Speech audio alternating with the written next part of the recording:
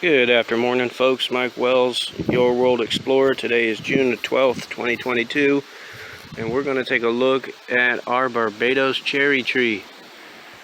A lot of folks down south from my location, I'm like right on the border of Zone 10A and 9B, and the folks down south are getting huge amounts of cherries right now, but we only just started getting heavy rains here in June this year because April and May are always dry every year, really dry, very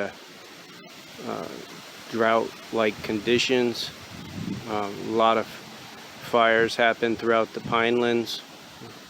So this year there were barely any fires, and the rains kicked off early. It was a late end to winter, so we don't have a bunch of cherries right now, but what we have an abundance of since the rains started in early June are these flowers.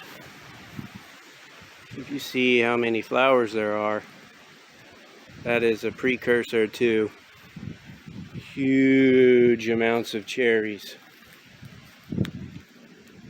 So this Barbados cherry tree is going to produce unbelievable amounts of cherries coming up in the next few weeks.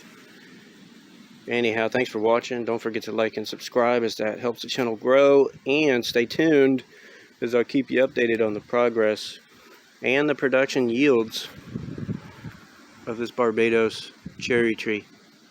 Have a good day.